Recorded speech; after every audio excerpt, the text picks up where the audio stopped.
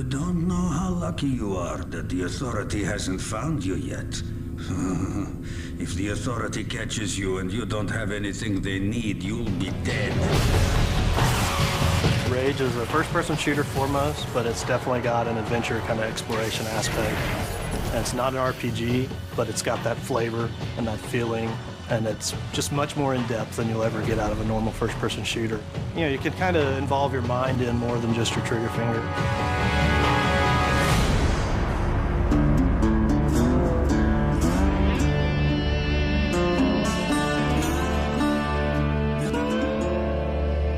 Bad guys in the world, you know, we have everything. There's some bandits around the corner. Do what you can. The bandits are considered to be more the violent settlers that aren't really economically inclined, but they have desires and needs. Each bandit clan has a unique fighting style. It's ever-changing. For instance, the Ghost Clan. Hey, over there! They're very acrobatic. They can attack you from above or below. The Wasted Clan, what they lack in combat skills, they definitely make up for in personality. The Shrouded Clan, they've designed these remote-control bomb cars that they use against you. We felt that with human-type opponents, if you add personality to the fighting skills and add personality to the characters, it really makes the world more refreshing. We're losing this! But if you fight that enemy for 12 hours, I don't care how cool he was in hour 1, it's not going to be so cool in hour 12. So it's about mixing it up for the player. Not reinventing the rules, but give him something a little different around every corner, so that's what we strive to do. The Wasteland has a number of mutants. So there's a bit of mystery to where the mutants came from. Some people believe that the cosmic radiation in the impact winter affected human development. But some people believe that the Authority were conducting experiments on humans, and the failures were, of course, the mutants. Then, of course, there's the Authority.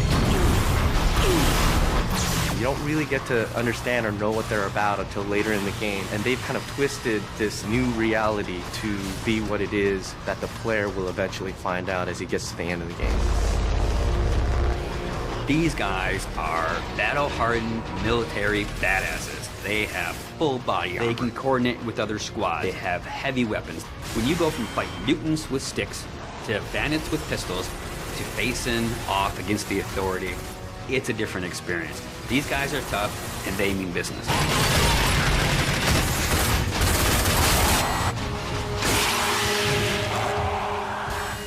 It is famous for having incredible graphics. So I wanted to have this real combat feel to it. Remember, to be of use to us, you must be able to move around freely. We decided to kind of make animations using motion capture. In Rage, we have upwards of 6,000 animations that have been created.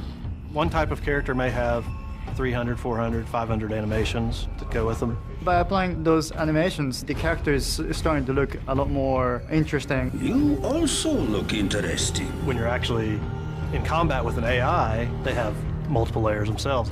When you shoot at the enemy, they'll actually react to the shot. So they'll freak out and they get into this scramble mode where he's running around trying to save his life and then dive into cover.